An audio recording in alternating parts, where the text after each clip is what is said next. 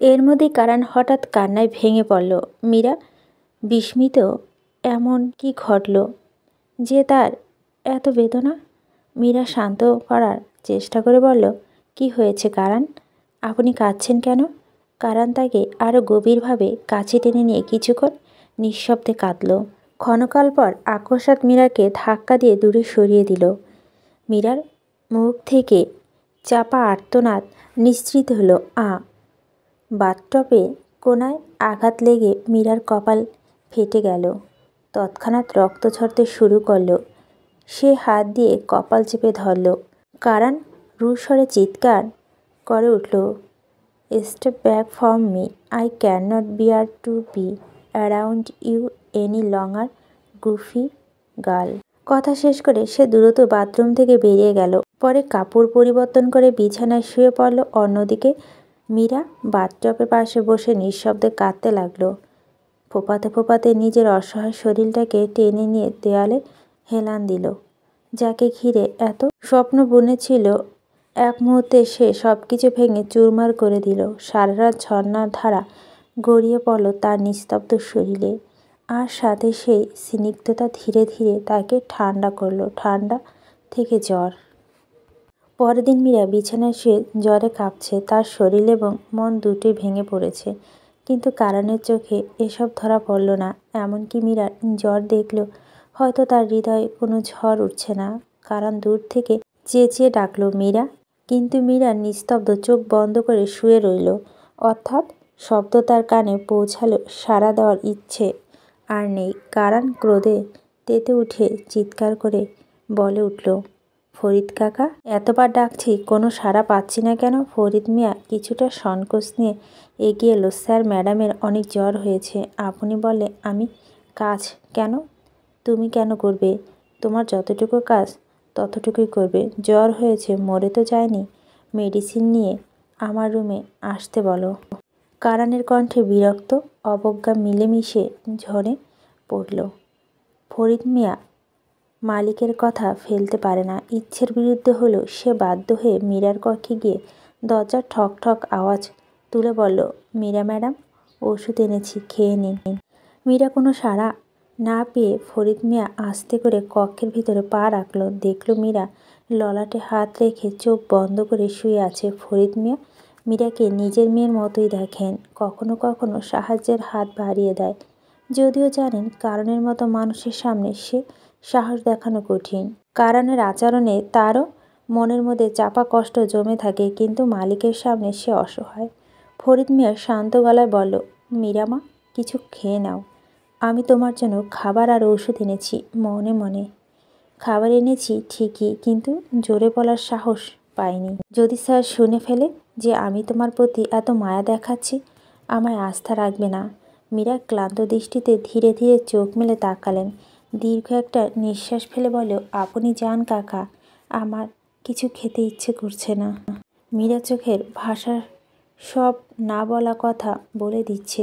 যাকে ঘিরে কাল কিছু মুহূর্তের জন্য ভালোবাসা জোয়ারে ভেসে যাচ্ছিল, সেই মানুষই তার বুক ভেঙে তিরস্কারের বিষ ছুড়ে দিয়েছে। এই খাবার কি আর কোনো গলা দিয়ে নামবে? ফরিদ মিয়া অশ্রুসিক্ত নয়নে খাবারটা টেবিলে রাখে আর কিছু না বলে নিঃশব্দে চলে গেলেন। এরপরে দিনগুলো কারানের ব্যথাতুর তিরস্কারের মাঝে মীরার জীবন অতিবাহিত হতে থাকলো। কারান গোসলখানায় গোসল করছে, আর মীরা তখন তার আলায় বিছানায় ঠিক করতে ব্যস্ত। রোজকার কাজের মতো সব কিছু সে গুছিয়ে রাখছিল। এমন সময় কারণে ফোন থেকে আচমকা একটি টুং শব্দ ভেসে এলো। মীরার হাতের কাজ থেমে গেল। ফোনের দিকে চোখ পড়তে বুঝলো কেউ একটা মেসেজ পাঠিয়েছে। কৌতূহল ভরা পায়ে ধীরে সুস্থে ফোনের দিকে এগোলো। স্ক্রিনে চোখ পড়তে দেখলো একটা নাম ভেসে উঠছে, রাশা। নামটা অপরিচিত, কখনো শোনেনি মীরা। এর মধ্যে মেসেজে কয়েকটি টুং টুং শব্দ মনে হালকা চিন্তাধারা এনে দিল। কে এই রাশা? কারণের জীবনে এই নামে উপস্থিত কিভাবে এলো? মীরা কিছুক্ষণ স্থির দাঁড়ায় রইল। মনে একরকম অদ্ভুত দ্বিধা। হাত কি এগিয়ে যাবে ফোনের দিকে, নাকি থেমে যাওয়া উচিত? এরপর দ্বিধা হটিয়ে কারানের ফোন আসা মেসেজটি পড়তে শুরু করে। Hi darling, I can not stop thinking about you. You really need to come to my place soon. Am waiting for you. Send you all baby. মেসেজে প্রতিটি অক্ষরে মীরা হৃদয় তীক্ষ্ণ কাঁটার মতো বিঁধতে লাগলো। যাকে সে অন্তর থেকে ভালোবাসে সেই মানুষটি কি সত্যি অন্য কারোর সঙ্গে অবৈধ সম্পর্কে জড়িয়েছে? মীরার মন সন্দেহে ভারাক্রান্ত হয়ে উঠল, আর কপাল কুঁচকে গভীর চিন্তায় নিমজ্জিত হলেন। একটু পর কারান গোসল শেষ করে বেরোতে মীরার মুখ রাগী কঠোর হয়ে গেল। উত্তপ্ত স্বরে সে প্রশ্ন ছুড়ে দিল, রাশাকে? কারান তোয়ালা দিয়ে চুল মুছতে মুছতে একটু বিস্ময়ের স্বরে বলল, কেন? মীরার কণ্ঠে আরেক ধাপ তীক্ষ্ণ হলো। এই মেয়ে কিভাবে আপনাকে ওর বাসায় যেতে বললে? ও কি জানে না আপনি ম্যারিড? কারানের মুখে ক্রোধের ছাপ ফুটে উঠলেও সে শান্ত কণ্ঠে বলল, নিজের লিমিটে থাকো। I shall not provide you with a justification. আর এত জেলাস? একটা তীর্যক হাসি ফুটে উঠল কারানের ঠোঁটে। তারপর একটু থেমে আবার বলল, আমি ওর বাসায় যাব না। কারানের কথায় শীতলতা না থাকলেও মীরার মনে এই মুহূর্তে আশার আলো ফুটে উঠল। যতই হোক তার স্বামী অন্তত অন্য মেয়ের কাছে যাচ্ছে না, এই ভেবে খানিকটা স্বস্তি পেল সে। মীরা কিঞ্চিত পরিমাণ হাসি ফুটিয়ে বলল, আমি জানতাম আপনি এতটা নিষ্ঠুর। মীরা কথাটা শেষ করার আগেই কারানের কণ্ঠে কঠিন ও শীতল হয়ে উঠল, ও আমার বাসায় আসবে। এই কথা শুনে মীরা মনে যেন আকাশ ভেঙে পড়ল, বুকের ভিতর মজুর দিয়ে উঠল। কিছু বলতে যাবে, কিন্তু তার আগেই কারান রাশাকে ফোন তুলে বলল, Rasha, make your way to my house at once. ফোনটি রেখে কারান একবার মীরার দিকে তীক্ষ্ণ নজর দিল। এরপর সে অন্য আলয়ে দিকে ধীরে অগ্রসর হলো। অথচ মীরা হতভম্ব হয়ে দাঁড়িয়ে রইল। তার মাথার মধ্যে ঝড় বয়ে যাচ্ছে। কি মানে কি? আসলেই কি সেই মেয়ে এখানে আসবে? তার হৃদয় কাঁপতে লাগলো। কলিং বেল বাজতেই কারান দরজা খুলে দিল। মীরাও দ্রুত পায়ে বাইরে নিচে চলে গেল। সেখানে দাঁড়িয়ে থাকা মেয়েটি লাল ড্রেস সজ্জিত, হাঁটুর উপরে শর্ট টপের সৌন্দর্য তার উন্মুক্ত শ্যামফর্সা পাটিতে উজ্জ্বল করে তুলেছে। পিছনের দিক থেকে তার পোশাকের খোলামেলা গঠন চোখে পড়ে। তার হাতে ঝলমলে ব্র্যান্ডের একটা ঘড়ি চকচক করছে, আর ঠোঁটে চড়া লাল লিপস্টিকে আবহ। মুখে মেকআপের সূক্ষ্ম আস্তরণ মেয়েটির রূপকে আরও আকর্ষণীয় করে তুলছে। ছোট ছোট চুলে নিচের অংশে বেগুনি রঙে রাঙানো, কাঁধের ওপর ধরে আছে একটা কালো জ্যাকেট। রাশা কারানের সঙ্গে একসঙ্গে আমেরিকায় পড়াশোনা করেছে, কিছুদিন হলো বাংলাদেশে ফিরে এসেছে। কারানকে দেখে রাশা দ্রুত এগিয়ে এসে তাকে জড়িয়ে ধরল, তার কণ্ঠে অশ্লীল উচ্ছ্বাস। আই লাভ ইউ মেরি জান। কারান ও রাশাকে জড়িয়ে ধরে বলল, মিস ইউ টু বেবি, রুমে চলো। কিন্তু সামনে এগোতে মীরা তাদের পথ আটকে দাঁড়িয়ে গেল। ক্ষুদ্রতা তার চোখে স্পষ্ট। চোয়াল শক্ত করে বলল, ও কোথাও যাবে না। মীরার কথা শুনে রাশা কিছুটা হকচকিয়ে গিয়ে কারানের দিকে তাকিয়ে তীক্ষ্ণ স্বরে বলল, 90s এর মতো এত বড় ঘোমটা দেওয়া মেয়েটা কে কারান? তাচ্ছিল্য সহিত হেসে, তোমার বাড়ি মেট নয় তো? কারান তৎক্ষণাৎ উত্তরে বলল, হ্যাঁ এমনই, বাদ দাও। তারপর মীরা দিকে তাকিয়ে তাচ্ছিল্য হাসি হেসে সতর্কিক বলল, and you make sure to bring us some champagne. Meera তৎক্ষণাৎ কটমট করে বলল, আপনি কোথাও যাবেন না এই মেয়ের সাথে, আমি যেতে দিব না। একথা শুনে কারান রাগে উন্মত্ত হয়ে মীরার গলা চেপে ধরল। তার শ্বাস আটকে যাচ্ছে। মীরা খুব খুব করে কাশতে লাগলো। মীরার অবস্থার দিকে তাকিয়ে কারান অবশেষে ছেড়ে দিয়ে রাশাকে নিয়ে অন্দরে চলে গেল। এদিকে মীরার মনে প্রবল চিন্তা তরঙ্গ আঘাত হেনে গেল। কি হতে চলছে? তার স্বামী কি সত্যি অন্য মেয়ের সঙ্গে রাত কাটাবে? এই যে চরম পর্যায়ে গহিত কাজ। ছটপট করতে করতে মীরা দূরতে উপরে উঠে কারানের কক্ষে দরজা জোরে জোরে ধাক্কা দিতে শুরু করলো। কারণ অনাকাঙ্ক্ষিতভাবে দরজা খুলে মীরার গালে একটা থাপ্পড় বসিয়ে দিল। এই আঘাত মীরা আত্মসম্মানের উপরে প্রবল আঘাত হয়ে উঠল। কারণ ঝাঁঝালো চোখে ক্রোধে ফেটে পড়ে, রুদ্ধশ্বাস কণ্ঠে বলে, তুমি আমার শুধু খারাপ রূপটাই দেখেছ, কিন্তু আমার নিষ্ঠুরতা এখনও দেখোনি। তাই আমাকে রুট হতে বাধ্য করো না। বলেই দরজা আটকে দিল। মীরা আর্তনাদ করতে থাকে। তার স্বামীর সাথে একই রুমে অন্য একটি মেয়ে, এ যেন মৃত্যুর যন্ত্রণা থেকেও ভয়াবহ। তার বুকটা তলিয়ে যাচ্ছে অজস্র কান্নায়। শুনানিতে ভেসে গেল মানুষ যেমন নিঃস্ব বাস্তহারা হয়ে পড়ে, আগ্নেয়গিরির লাভা যেমন সব কিছু পুড়িয়ে দেয়, ভূমিকম্পের তীব্রতায় যেমন পৃথিবীকে ধূলিত সাথে মিশিয়ে দেয়। আজকের দিন মীরা তেমনভাবেই পীড়াদায়ক তীব্র ব্যথায় ধস্তাধস্তি করছে। এ শুধু শাস্তি নয়, বরং একটা সর্বনাশী ধ্বংসের অভিজ্ঞতা। কারণ কক্ষের মধ্যে রাশাকে ফিসফিস করে বলে, শুধু শব্দ তৈরি করো, এটাকে এমনভাবে দেখান যেন আমার একটি শারীরিক মুহূর্তে উপযুক্ত আছি। রাশা নেশামাখা গলায় শুধালো, উহ বেবি। ফের কারানের গালে চুম্বন দিয়ে বলল, তুমি জানো আজকের দিনটি আমাদের জন্য অসাধারণভাবে বিশেষ হতে চলেছে। তুমি কি একমত হবে না বাবু? কারণ তীক্ষ্ণ হেসে বলল, ইয়েস, কাম অন। এদিকে মীরা ওদের কথার শব্দ শুনে আর থাকতে পারল না। তার বুকটা ফেটে পড়ছে, কলিজা যেন ছিঁড়ে যাচ্ছে। তীব্র যন্ত্রণা সে আবারও দরজা ধাক্কাতে শুরু করলো।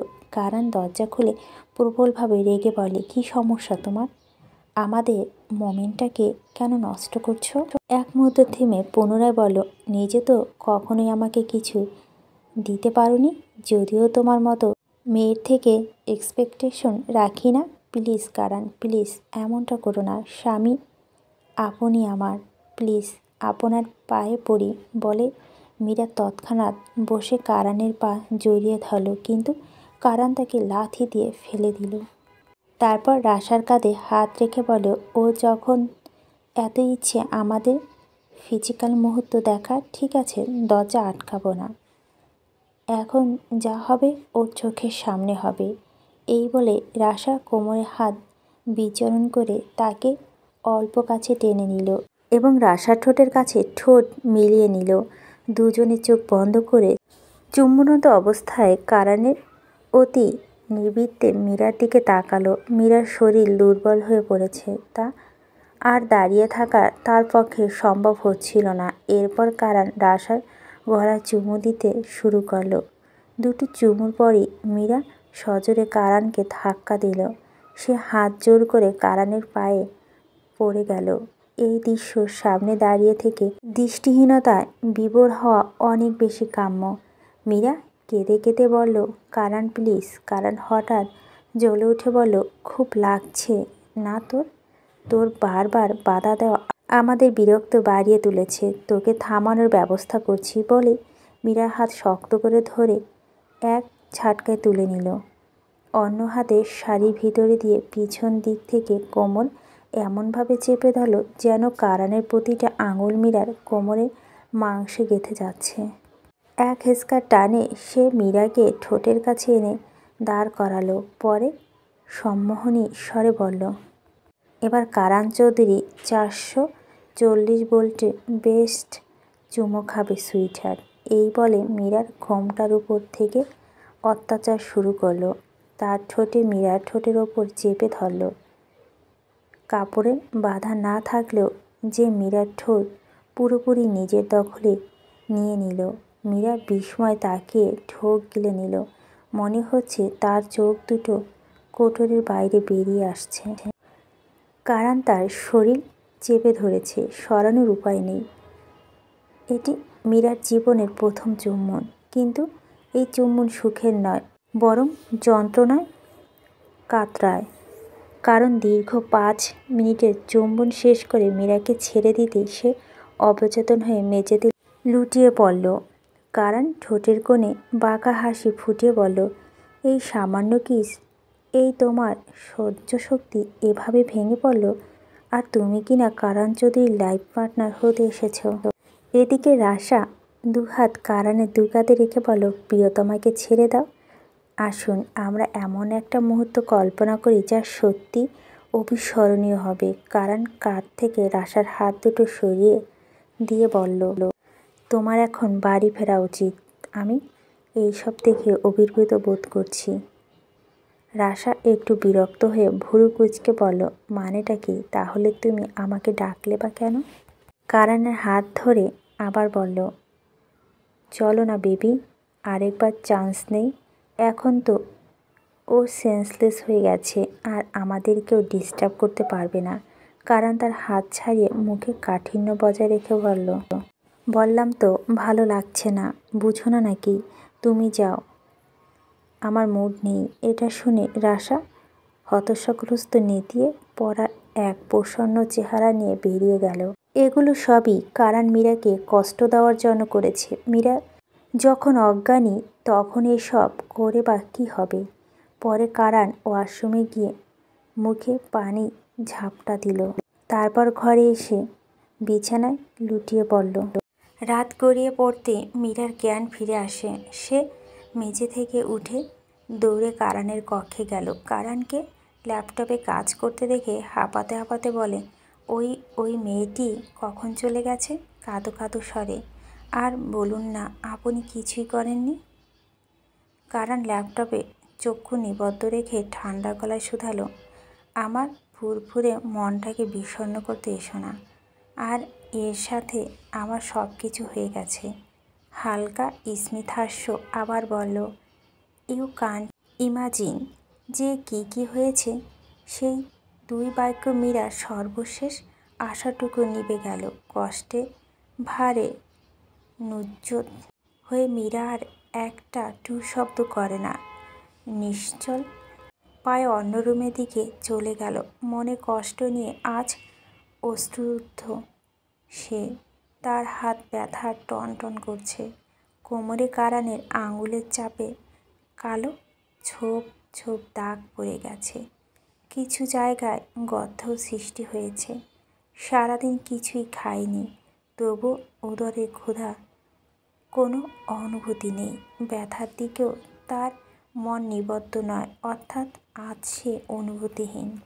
সেখানেই রয়ে গেছে শুধু কিছু অজানা আবেগ। তার মন তিক্ততায় ভরে গেছে। অসহ্য অন্ধকারের মাঝখানে সে একা।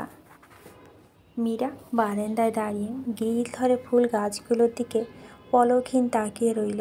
মীরার চোখে এখন আর পানি নেই, শুষ্ক চক্ষু। গভীর অন্তরস্থল থেকে একমাত্র আফসোস জড়িয়ে একটি বাক্য ভেসে আসে, কেন কারানকে বিয়ে করল। একটা ক্ষণস্থায়ী সিদ্ধান্তে ফলশ্রুতি, যার আজ তার সমস্ত সুখের আলোকে নষ্ট করে ফিরিয়েছে। এভাবেই প্রতিদিন কারানের নতুন নতুন মেয়েদের নিয়ে কক্ষে ঢোকে। কিছুদিন মীরা তাদের আটকানোর বৃথা চেষ্টা করে, কিন্তু শেষে সে বুঝতে পারে এসবের মধ্যে কোনো লাভ নেই। মীরা এখন সয়ে গেছে, অবশ হয়ে গেছে। কারণ মীরাকে দেখিয়ে দেখিয়ে ধূমপান করে, মদ খায়, মেয়েদের সঙ্গে আলয়ে ঢুকে যায়। কিন্তু মীরা নিশ্চুপ, স্তম্ভিত হয়ে দাঁড়িয়ে থাকে। কারণের একটাই ইচ্ছে, মীরা যেন তাকে ডিভোর্স দিয়ে দেয়।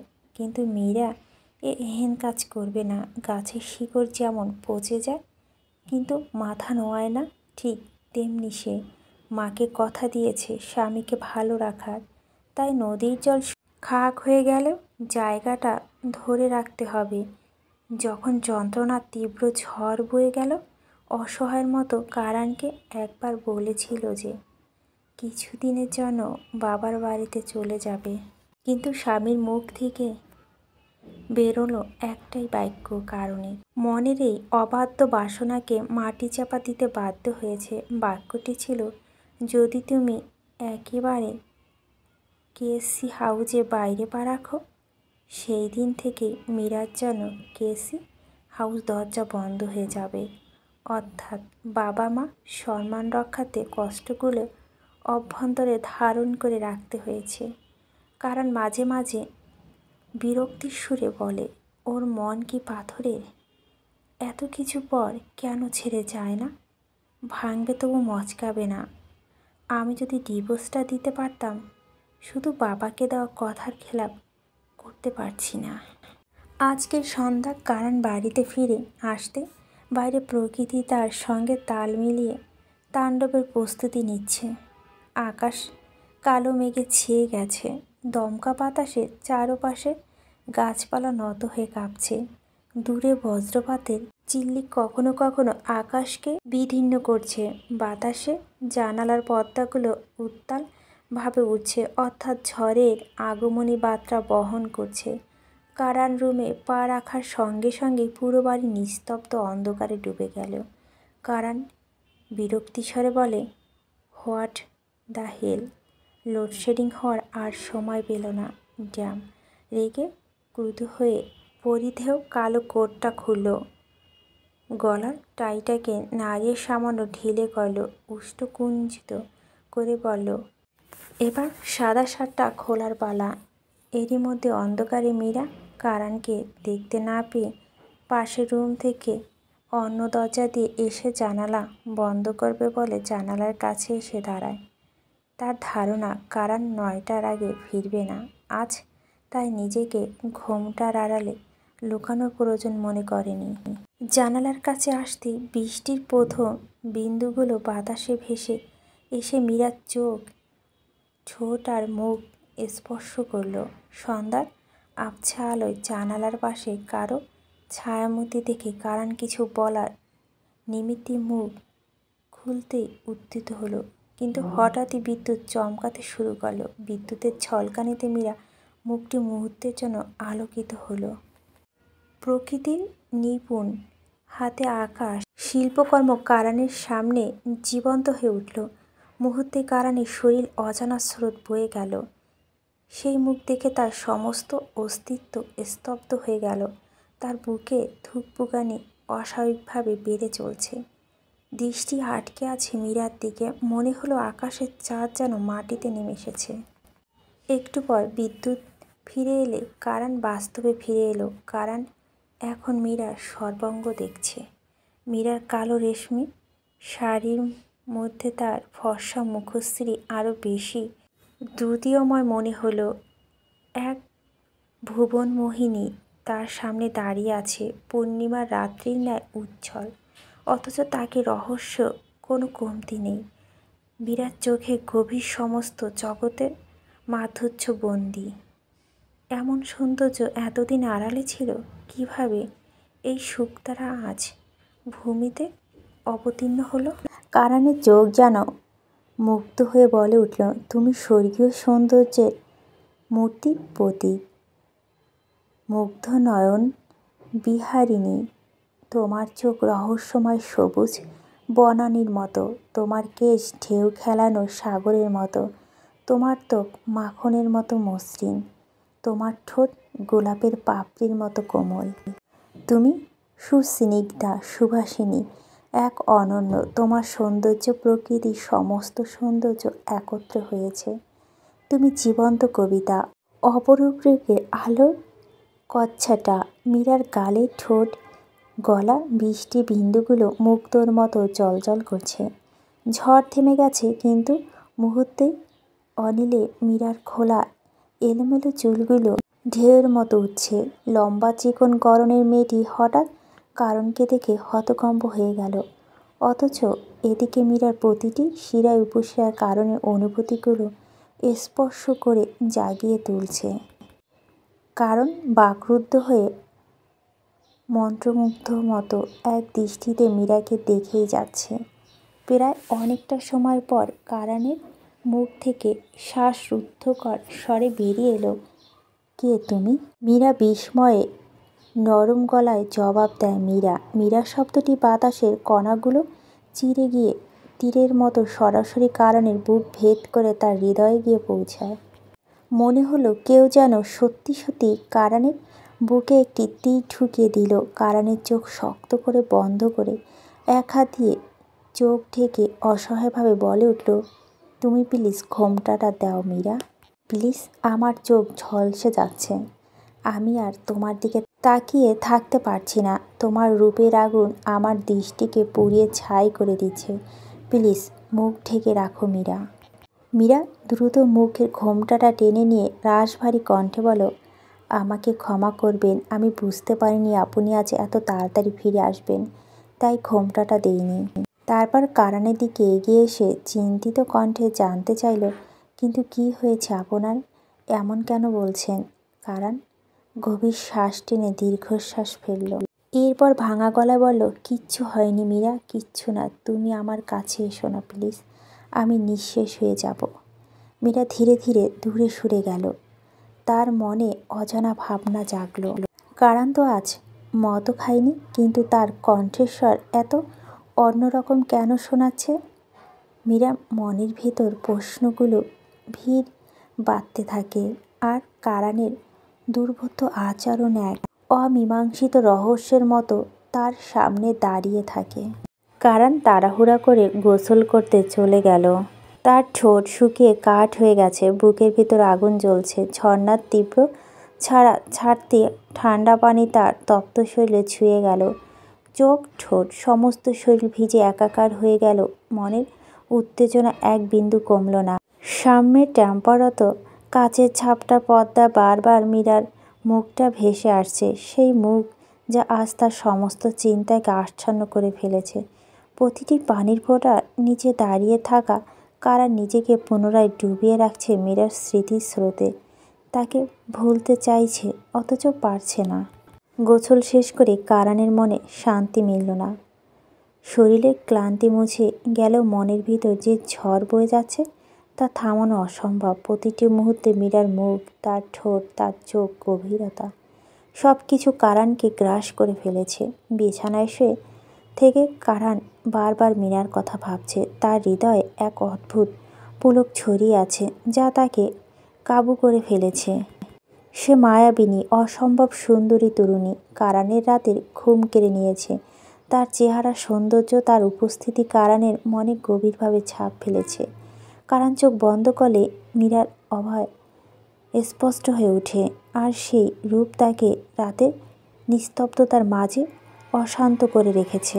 মীরা ফজরের নামাজ পড়ে ঘুমিয়ে পড়েছিল, তাই সকালে উঠতে দেরি হয়ে গেল। তাড়াতাড়ি ঘোমটা দিয়ে নিচে আসতে দেখে কারান রান্নাঘরে রান্না করছে। মীরা বিস্মিত হয়ে কারানকে প্রশ্নবিদ্ধ করে বসল, এ কি, আপনি কিচেনে কি করছেন? এখনই এদিকে আসুন।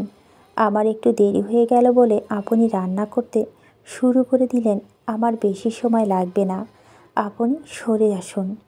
কারান কিঞ্চিত হেসে মীরার কাছে এসে তার মুখের ঘোমটা তুলে দিল। সকালবেলা প্রথম রোদ যেন মীরার রূপে লুকিয়ে থাকা অপরূপ সৌন্দর্যের হাতছানি। কিছুক্ষণ তারা অপলক দৃষ্টিতে একে অপরের দিকে তাকিয়ে রইল।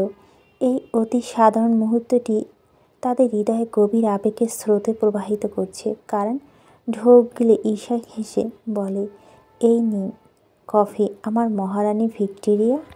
মীরা অতিরিক্ত আশ্চর্য হয়ে কিঞ্চিত হাঁ করে কারানের দিকে তাকিয়ে রইল।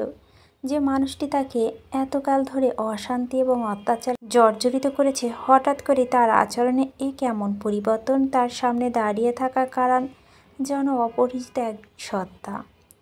কারণ মুহূর্তে হাসি মুখে মীরা থুতনি ধরে তার মুখ বন্ধ করে দিয়ে বলল, মশা ঢুকে যাবে তো মহারানী, আর এখন থেকে আপনার ঘোমটা দেওয়ার কোনো প্রয়োজন নেই। এই চাঁদকে আমি রাতের পাশাপাশি দিনের আলো তো দেখব।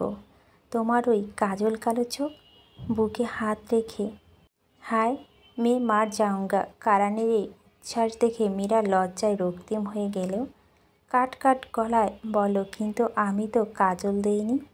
কারান খানিকটা হেসে বলল, প্রয়োজন পড়বে না।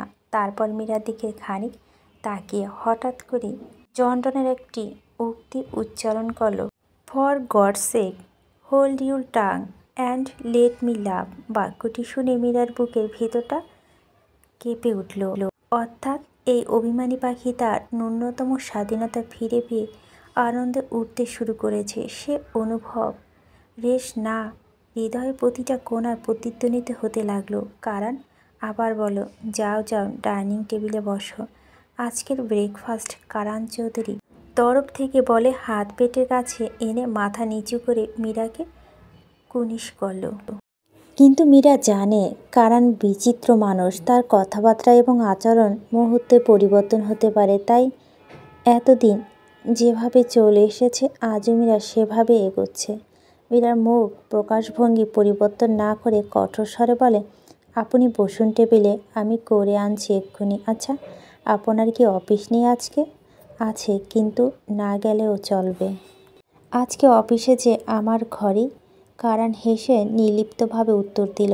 মীরা তাচ্ছিল্যের সাথে হেসে কথাটি এড়িয়ে যায়। কফিটা দারুণ মজা হয়েছে। আপনি কিভাবে জানলেন আমি এমন কফি খাই?